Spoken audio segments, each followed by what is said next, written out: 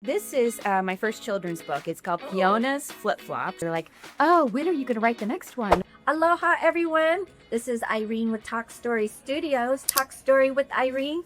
Mind your own business. It's a show about entrepreneurs, for entrepreneurs, by entrepreneurs. And oh my goodness, today we have an exceptional entrepreneur. I have with me today, please welcome Erin Rosko Saye. Thank you for being here. Thank you so much for having me. I'm very happy to be here. I'm excited you're here. So, let's just dive right in. Tell me about your business. I started my business actually as a reading tutor. I'm a reading specialist, kindergarten through fifth grade, and taught for 10 years in Wilmette, Illinois, and then decided to become a reading tutor where I tutor students at a library or within my home. I needed a break from education and wanted to try something different. And I really enjoy working one-on-one or in small groups, teaching children the joy of reading. What is exactly a reading specialist? A reading specialist is a teacher specialized in teaching the art of reading. There's so much behind teaching a young child how to read. And we follow certain curriculum and gurus in the reading world, and we use their practices to teach children the proper way to read through phonics, sight words, and basically be a role model and cheerleader for them, and encouraging them to read books at home with their parents and have their parents take them to the library to get more books so that they can read at home, bedtime stories, and then just basically become a lifelong learner to enjoy the whole process of reading and love reading in general. Do you teach this virtually or in person? How does it work? My tutoring is one-on-one, so it's in person. I feel like it's better to have that human connection versus virtual and teaching a child reading because they need to hold the book, they need to feel the words and be there with them in person is one of the best practices. I agree with that. Actually, especially when you're a child, it's always good to have the actual book. And I see that you have a book here. Yes. What is it called? This is my first children's book. It's called Fiona's Flip Flops. I am the author of it. A story that my dad told me growing up. So I took this story and I made it into a book so that children can learn from it and grow from it, because it is an adventure story with a life lesson.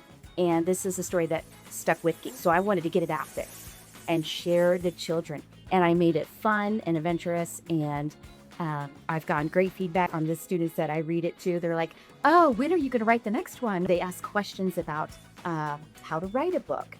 Or they'll say to you, well, I have a story. And I say, yes, everybody has a story. Everybody has a story to tell. Even if you're in kindergarten to fifth grade, you might have a story you want to tell, something that happened to your playground, or you forgot your lunch one day, or your backpack breaks. You have a story. And I would teach children how to write simple stories about their adventures of what they did, something that may have happened to them, positive or negative, in school. And guess what? They got to write those down in phonetic spelling, the younger ones. They would share that with their peers. And guess what? Their peers would say, you know what? I had that happen to me, so I'm not alone. What happened to you happened to me, and this is the magic of storytelling. So how were you inspired to do all this in the first place? I'm assuming your dad played big role in how you got this started. Yes, you're absolutely right. My dad was the inspiration for this book. And again, being a great storyteller that is very creative. My parents are gardeners, and they're creative people. My mom's a knitter and a painter, and they love landscaping and always decorating the homes that we live. So I learned that whole creative side from them, and I consider myself a creative in creating this book.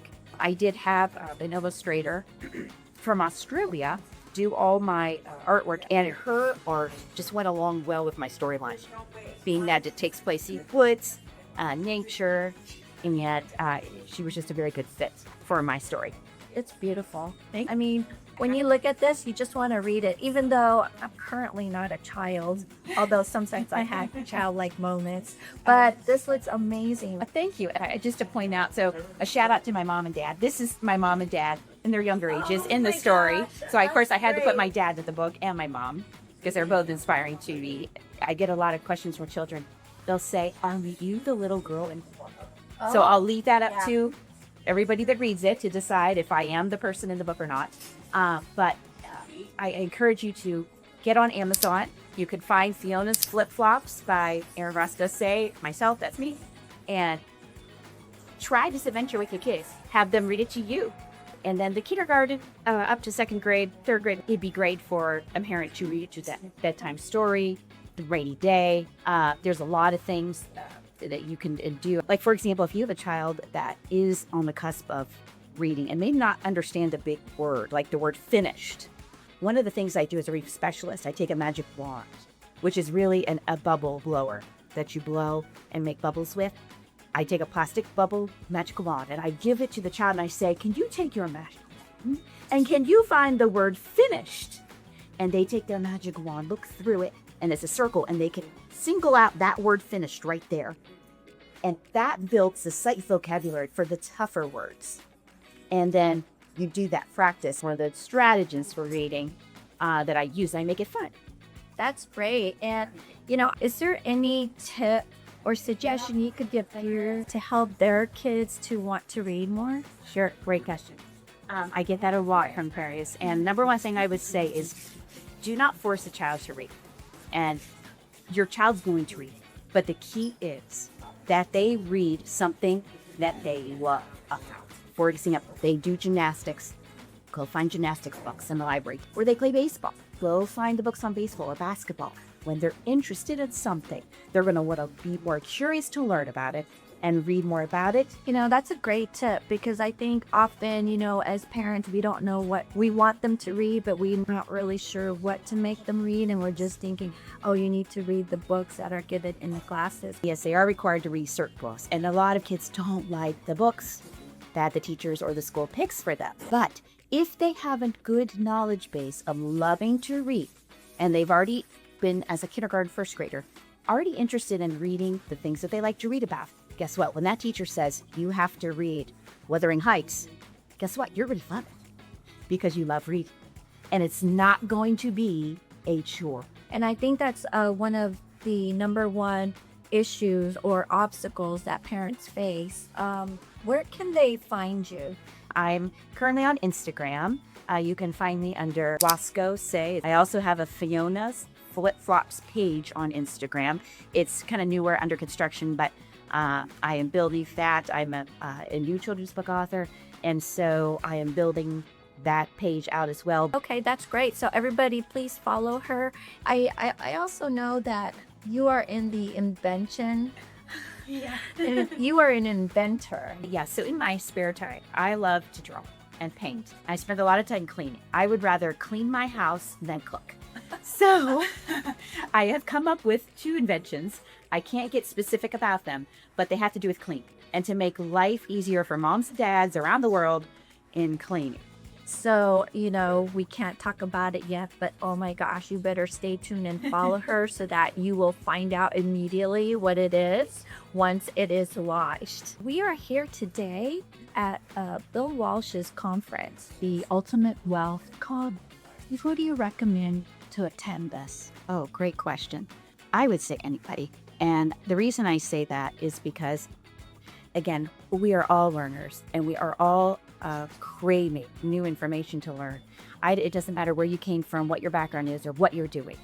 I think anybody would be interested in attending any one of these wonderful summits, speaking conventions. My best advice is to go, just go and just do it. For me personally, being here, I've learned so much, and it would help anybody grow in whatever field you're in. Can you share one takeaway that you have in this full experience? My one takeaway is community. This being here at this event, the community of people, the relationships you build, the people you talk to are going to be everlasting. I've already made so many great connections of people, so many skills and knowledge that I've gained that I will be in contact with them for a long time. Yes, and I can personally attest that she has notebooks of notes from this conference. Can't wait to go back and put those practices in action.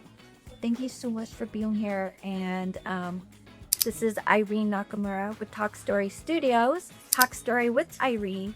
Mind your own business. Aloha.